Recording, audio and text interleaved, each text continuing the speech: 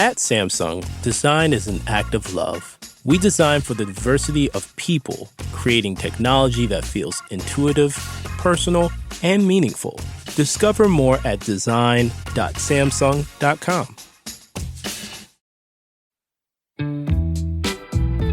If I say to myself, like, it really frustrates me that I'm expected to not speak about that thing or to this feeling to sort of push it to the side, then I'm going to use my work to knock that thing down, go scorched earth on it. I'm Casey Finey, and this is Creative Control. Each month, I'll be interviewing your favorite celebrities and creators to unpack what's at the intersection of creativity, business, and brand building. In this episode, a conversation with playwright and director Aleshea Harris.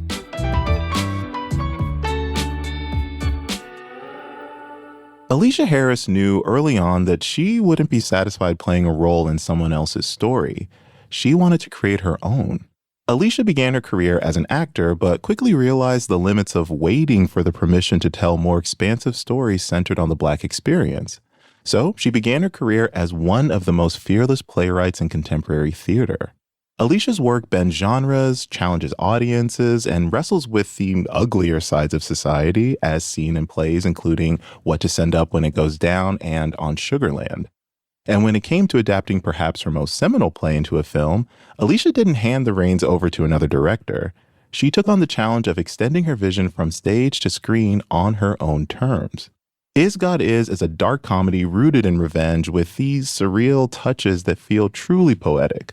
It's a wild and very bloody ride, which I unpack with Aleshea, along with how she thinks about white audiences consuming her very Black art, what new muscles she's developed as a first-time creator, and so much more. But as always, I like to start at the beginning, so I asked her what was the initial spark that set her creative career in motion.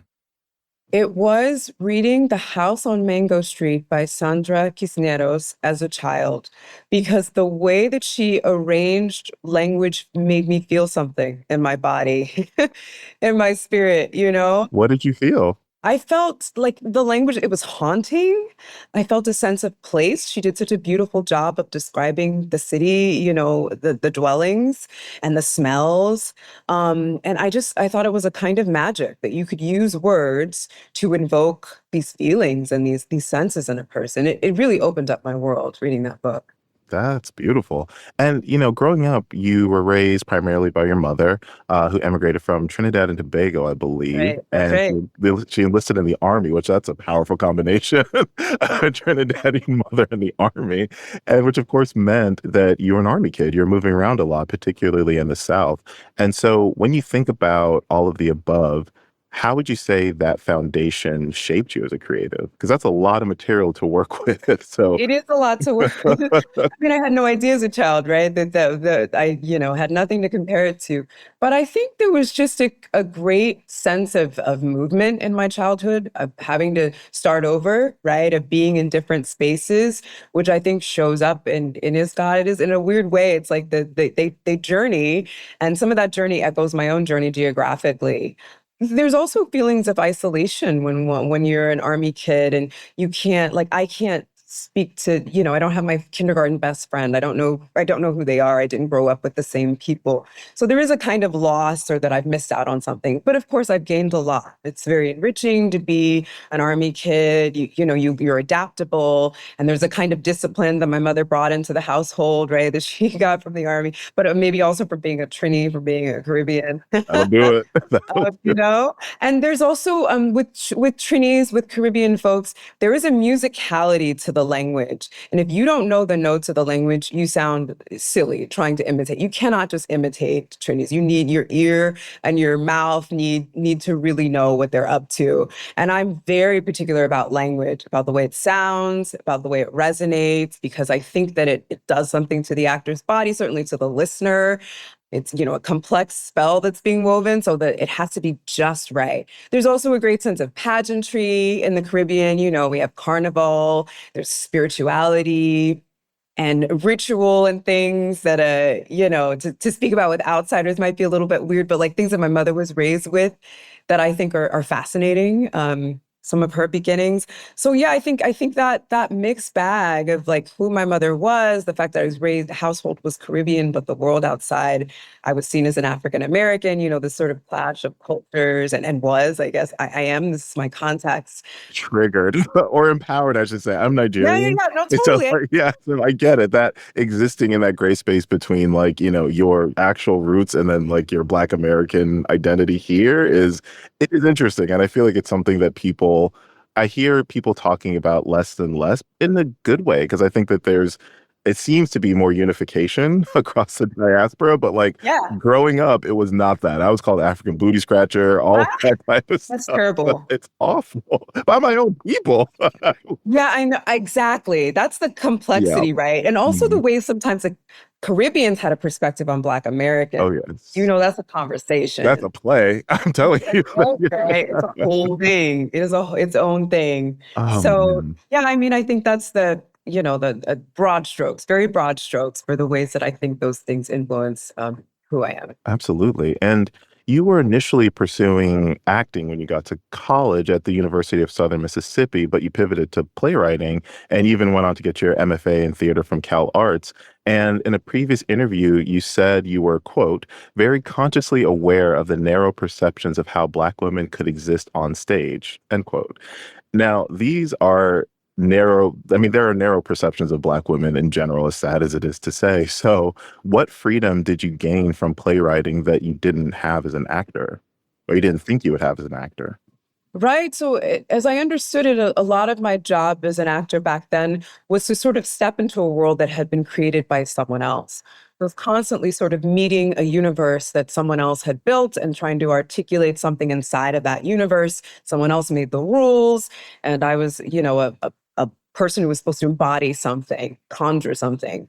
But as a playwright, I am the one making the world. I am the one who's flexing inside of my Afro-Caribbeanness, who doesn't have to explain things, who is trying to be expansive in my thinking about what is possible for a narrative, and certainly for Black people, Black women in particular, inside of the narrative. So it just gave me the space to be a little more of a boss, to make the work that I needed as a young actor that I was not being exposed to, and work that affirmed me, right? I didn't want to be marginalized. I didn't want to be the results of someone's limited imagination. To be trying to embody that in front of a crowd, an audience, is just violent.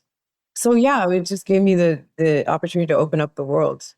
It's so interesting that you frame it that way, because in the production notes, which I do read production notes, by the way, I Okay. love them. I'm just saying that Okay. I see quotes from Toni Morrison and Octavia Butler essentially talking about this sense of, I didn't see what I wanted in the world, therefore I made it.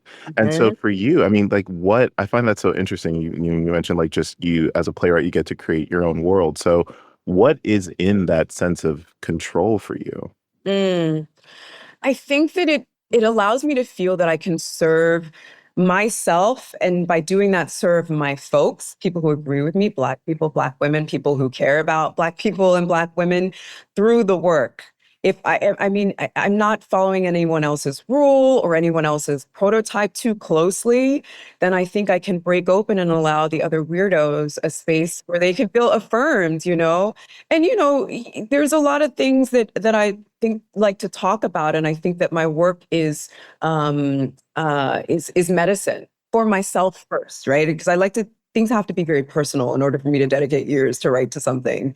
And it changes the writing when you really care. But I think that if I say to myself, like, it really frustrates me that I'm expected not speak about that thing, or this feeling, to sort of push it to the side, then I'm going to use my work to sort of knock that thing down, go scorched earth on it. And I know that other people will feel the same. So it just feels like I'm a better service person. I can serve my community, serve, I don't know, the earth better, and do my job better as an artist if I'm just totally expansive. And when I sit down to write, I'm like, girl, you can do anything you want.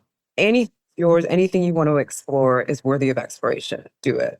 Oh, I love that. And maybe using your previous stage works as a framework, which, for those who may not be familiar, I mean, that is What to Send Up When It Goes Down, which came out in 2017, Is God Is the stage version in 2018, and on Sugarland 2022. So using your previous plays as a framework, how would you describe the conversations that you're having with your Blackness and more specifically your Black womanhood? Because as you mentioned, like this is you're writing as medicine for yourself first. So I'd love to hear a little bit more about what is that conversation that you're having with these themes with yourself in these Yeah. works that you've created?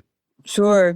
So I'll start with what to send up when it goes down, which is just to say it's a ritual that's meant to be carried out, and it's meant to disrupt anti-Blackness. I wrote it. I had the idea to write it when Trayvon Martin was murdered. So the conversation I'm having with my Blackness there is, oh my gosh, a conversation with my grief and my anger and my desperate need for community around these pains. And also, there's so much gaslighting, as we know, as marginalized people. This country loves to pretend that a thing didn't happen or wasn't that bad. Ooh, let me just take a sip of my coffee. Because you know what it is. So I needed a no gaslighting space. I needed everyone in a room to look at a thing and to confirm that that thing was true. And I needed to invite people while they were in community with other people into a conversation about the ways that they've experienced anti-Blackness. I hope that that would be healing. It was for me. Folks have just to go through the process, right? Just to find the actors and to talk to them about this ritual did a lot of work for me. So yeah, I think the conversation was, Aleshea, what is the way that you can meet this challenge, us Black folks being slaughtered because we're Black, with your art and be creative about it? Because I was very conscious, like 10 people are going to do the same play in this time. They're going to write the play about the cop killing the kid and how the family, and I wanted to do something different.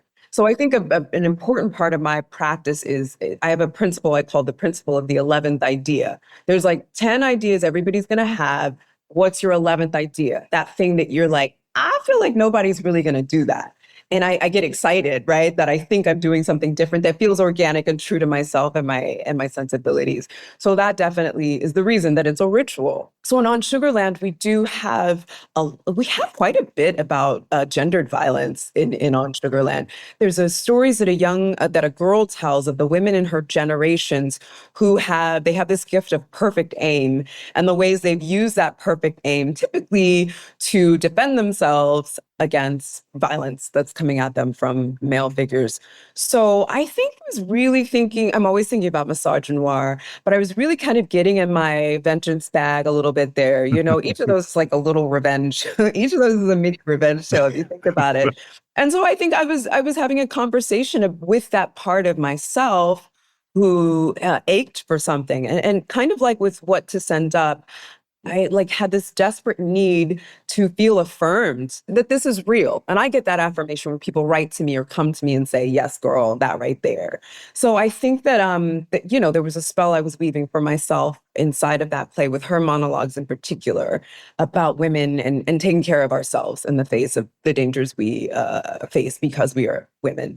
And then there's also something that is very personal, but the play, and it's not in the world. I'm sorry, I'm going to spoil it. It hasn't been licensed because I'm holding it tight just yet. But anyway, there's this girl is on a journey throughout the play. Her mother has transitioned and she's trying to reach her. So she keeps resurrecting her ancestors to talk to her. And at the end, she discovers she just wants to know that her mother's okay in the afterlife. Are you good? And I was talking to I interviewed my mother for this play, which is something I never do because her mother was in the army as well with her perfect aim. She's a sniper, of course. And I asked her, I said, what do you want me to understand, us to understand about you and your military service? And she said, I want you to know that I'm okay. Right? Which sounds so simple, but I think she knows how I am, and that I was so concerned with what my mother lost as a single mother immigrant from Trinidad, Black woman in this country, and what I know of her story and the challenges that she's endured with regard to certain kinds of violence. And for her to just say, I want to relieve you, such an act of love, is how I found actually the end of that play. Yeah, so I think I was having a conversation with myself about how I reckon with my mother serving, and she did go off sometimes to school. She never saw combat, thankfully. But I was really afraid during the Gulf War. I remember that fear as a kid because people's parents were being sent off, the first one, and people's parents were being sent off, and it was scary because I only had my mom. She's a single mother.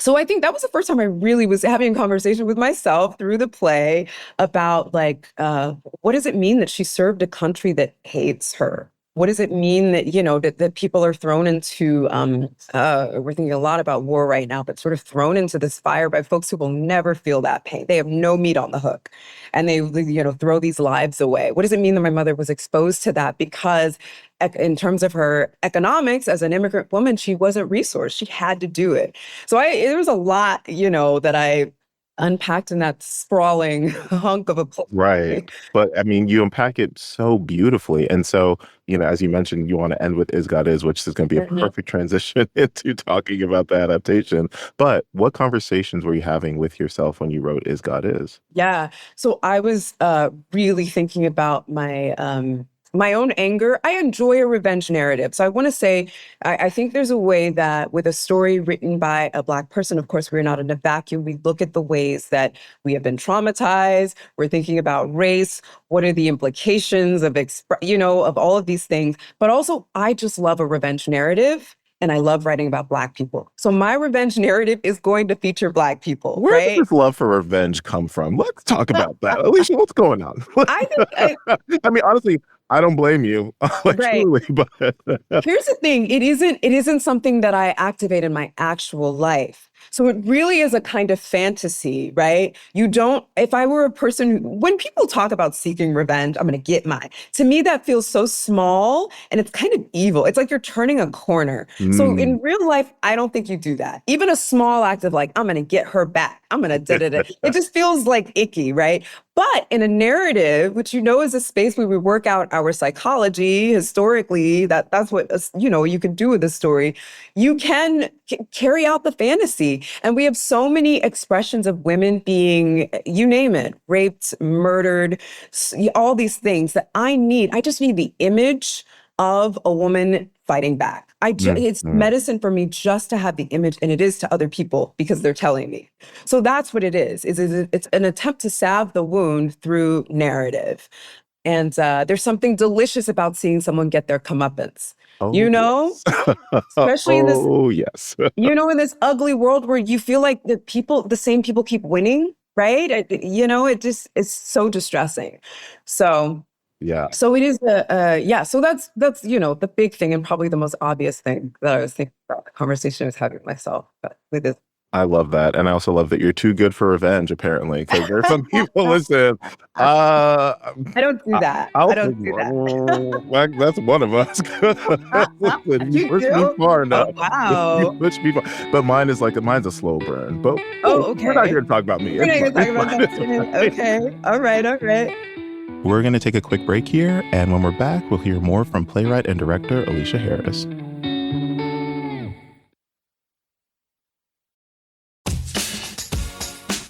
Design at Samsung starts with a simple belief. Design is an act of love. It begins with understanding the diversity of people Samsung designs for and how technology fits into everyday life in meaningful ways. This is what we call the human side of tech, a human-centered, expressive design approach that shapes how technology looks, behaves, and connects with people. Samsung continues to evolve this vision, bringing technology closer to the way we live. Discover more at design.samsung.com.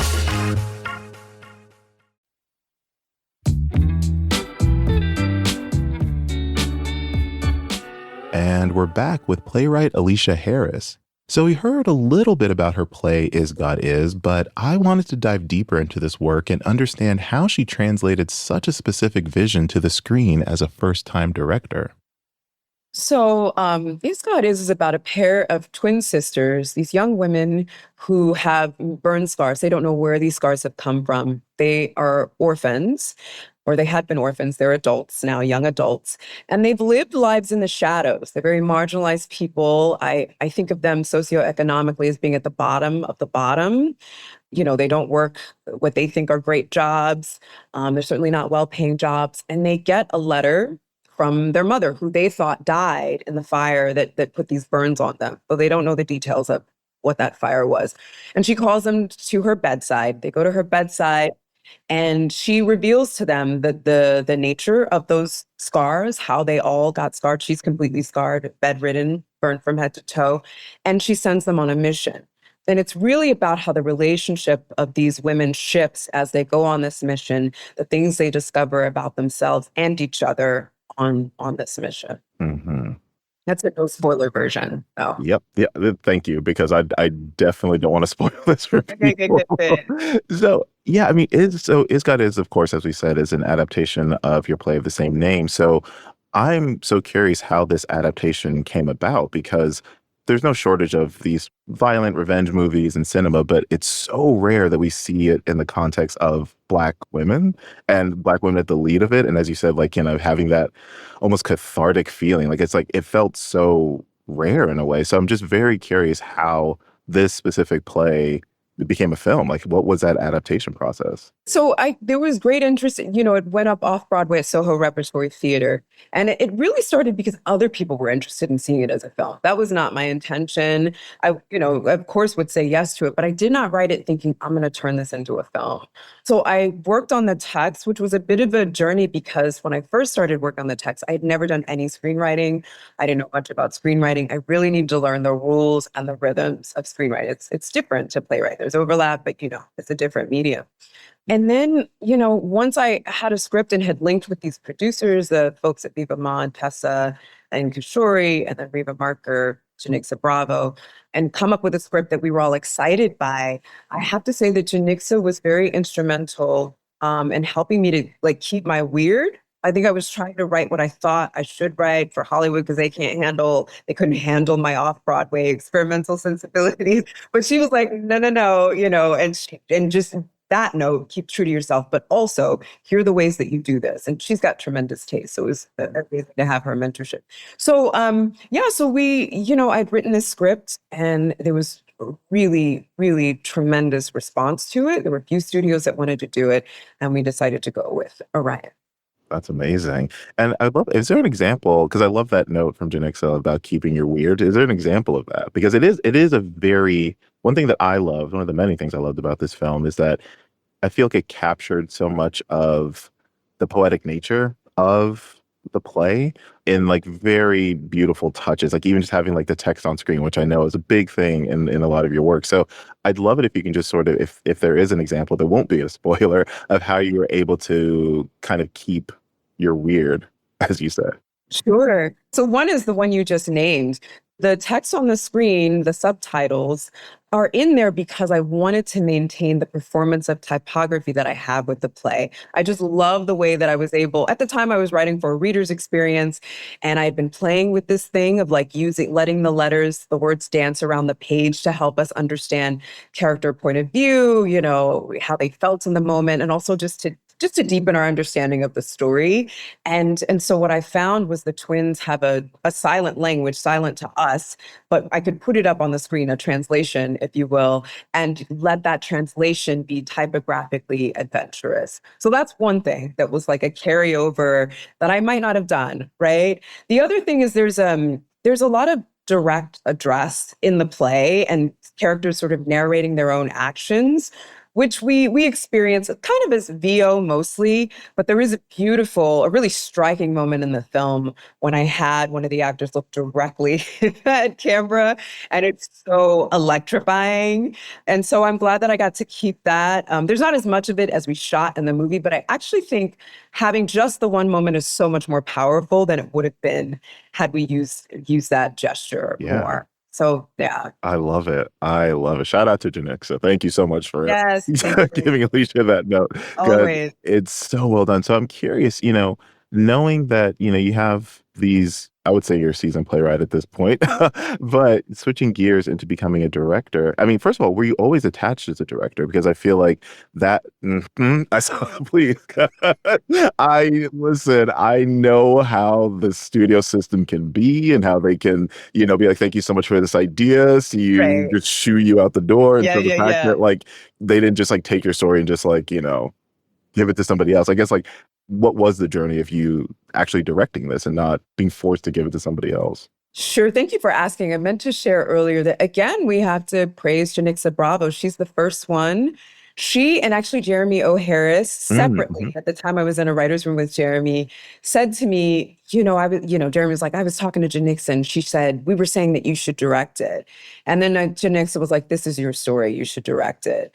So if they hadn't said that, I wouldn't have done it. If anyone had said, I assumed someone else would do it. And if the other producers hadn't been supportive, and if the studio hadn't been supportive, it wouldn't have happened. But it's a blessing to me that the producers first were like, yes, we agree that should happen. And so we sort of brought it to the studio as Aleshea's the director, right? So I think it meant something to them that I had the support and the backing of the producers around me. So that's how it happened, but I hadn't thought about, I think I'm kind of a very particular playwright. Yep. Very bossy. So I think in my spirit, it was like, you want to direct, but instead of having the courage and taking the time to do that, you're driving other directors a little bit crazy. Very talented people I've worked with who I know I've gotten on their last nerve. So it just felt inevitable. But it's your vision. It is your vision. It is. Yeah. As you mentioned, like there's a lot of things that you were familiar with, coming from the theater world, but there were a lot of understandable challenges that you faced head on. So coming out the other side, how would you say this experience of adapting and directing Is God Is shaped you as a creative? I think, gosh, it did so many things for me as a creative. It's just expanded the tool box. I think about images differently. I think about how bodies are articulated differently. To go from like being on a stage and, when the twins are traveling as they did also in the play, and it's just sort of emotion on stage, a suggestion, to like needing to select the car and needing to do the work to find the location and the implications of that car. What's the color of the car? To think about all of those details was daunting. I'm not gonna lie. They warned me. It's like 60 people are gonna be trying to get in your head at every moment. But I think there's a great and delicious challenge in being expected to know and to articulate and to know which things you can go, you decide, right? I don't have to make every single decision. I hire really good people so that they can go off and be given just a little information and it means everything. They can go build a world out of that. So I think that was useful. It was empowering, I think, as an artist, just to have more fuel and more of a sense of like, you did that. You did that. That was not an easy thing. Anyone could have gotten in there and figured that out, and I didn't do everything perfectly, but I do feel like I've learned to trust myself more as an artist and just as a thinker. It's like, you're actually going to get it. Aleshea has served you in the past. She's shown up, knocked on what's to and figured it out. And I think that that'll be good fuel as I continue to make work. That is so beautiful. And, as we're talking about Is God Is, there was a 2020 interview, I believe, where you were talking about it. And you said that you relieve yourself of trying to create a specific message for an audience. And you like to focus instead on building an experience and a narrative that, quote, disrupts cultural mythologies, which I really love that. So can you put a finer point on that distinction? Because I think that, when I read that interview, I could feel a lot of other creators of color kind of breathing a sigh of relief, because it feels like there's a lot that people like to foist onto words and be like, this has to mean this and XYZ and da-da-da. And it's like, and so I love just harkening back to what you said earlier about like this, you make work this medicine for you first and foremost, which I think is just such a beautiful thing. So yeah, if you can just put a finer point on that idea of relieving yourself of having to have your work have a specific message and focusing more on the experience and, as you said, disrupting cultural mythologies. Yeah. If one is writing and thinking, here's what I'm teaching y'all with my writing, it's immediately corny. It gets very after school special. And that is never my impulse to write, because I don't presume that I know. I know for myself maybe, but I would never, because I don't know your circumstance. I don't know when people are like, what do you want the audience to leave with? That's a tricky one, because I'm like, what did they come with? If you hate Black women, you know what I mean? Like, what Say am it. It's like a question people ask because it's a question people ask, Uh-huh. right? Which is, I know, so harsh. And some people, Oh, I love it. You're talking to a guy who loves revenge. I love it. Like, you know? So I think for me, it's like, look, I can't possibly satisfy every idea about what my writing should achieve for my people. We have been so deeply harmed. I will use that word. We've been so deeply harmed that I think there are these ways that we're trying to take care of ourselves. I think respectability is a way of taking care of ourselves. I think actually the way that some people don't want to hold men accountable is a way of taking care of them, right? Because anti-Blackness means this, and we've seen men suffer, right? So I think I know that I can't possibly satisfy that. And if I'm trying to get someone free who doesn't typically have a voice, I can't let all these other voices like throw me off of my square. And I also think people are so small. Obviously, people out who aren't Black, they're so small and they're thinking about who and what we are. Like, I'm reminded of in the days of minstrelsy, if Black performers tried to perform something else, they'd be like booed and shooed off the stage because the white audience could not accept another version, another expression of Blackness through art. They refused it, right? So when I know that that's what people are capable of, literally rejecting you if you try to say I'm different to what you think I am, I can't give them too much credibility. And when I know that sometimes my own people might gatekeep in a particular way as a means of protecting themselves and us and keeping me in my place, like sometimes it feels like misogyny or misogynoir. It feels like, who are you, Black woman, to think you can write that or think that? But behave yourself, you know? right. I mean, that just gets my dander up more. That makes me want to fight you more. I was That going to makes me say, want to it be your own people sometimes. It do be your own folks sometimes, you know? I really do want to ask this question, particularly of you, because I'm putting on my film goer hat, my theater going hat, because I go to the theater all the time. And there are certain works from Black creators that the work itself is so distinctly Black and so very about a specific Black experience, because not all experiences are the same, listeners, just a reminder. But I'm curious, for someone like you who has had this very clear point of view on your Blackness, on your Black womanhood, and this kind of, it dovetails with the previous question, but like there are times where I'm in the theater or the movie theater, just like looking around, I see white people. I'm like, I don't want you to be here right now. I kind of wish that you were here right now. There's something like, so my producer Blake is laughing. You know, it's true, Blake. Like you just feel like this is can all the white people go to the back immediately? Yes. Because like, I just want to be here with my people experiencing this. It feels weird sometimes experiencing super Black things when there's not just Black people in the audience.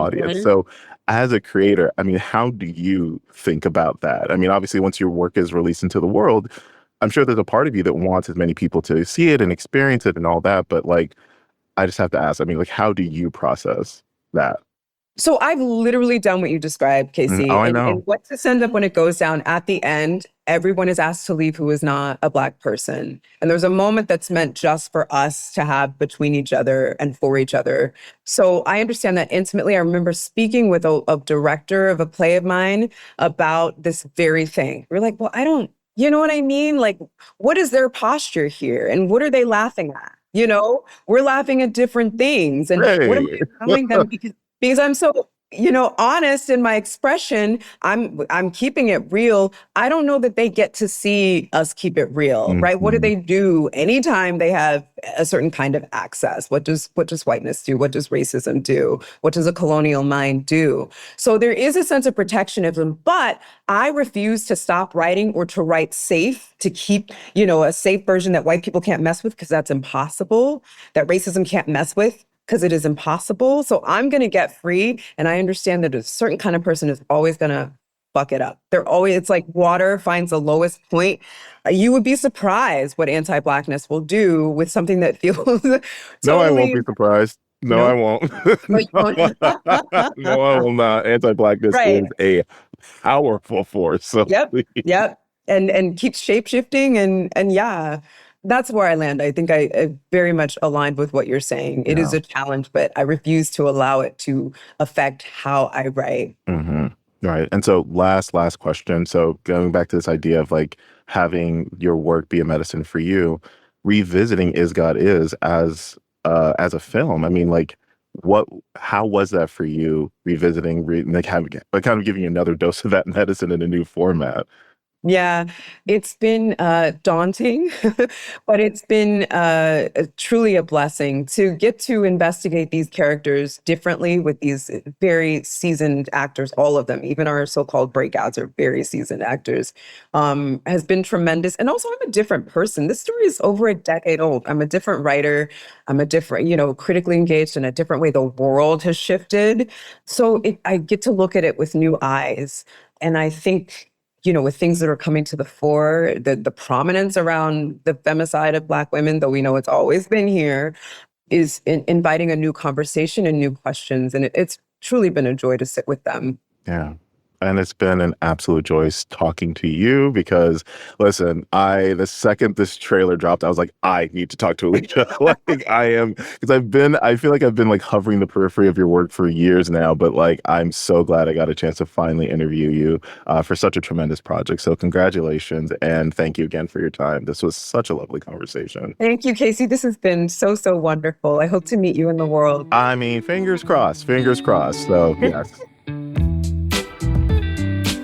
That's going to do it for this episode of Creative Control. As always, make sure you subscribe to the podcast wherever you listen to your podcasts, and don't be afraid to leave a comment or two because it is always nice to hear from you. Creative Control is part of the Fast Company Podcast Network. Our show is produced and edited by Blake Odom. Hey, Blake, how's that lunch? With help from Sam Gebauer, Howard Torrey, and Miriam Caporizze. Mix and sound design is by Nicholas Torres, and our executive producer is Josh Christensen.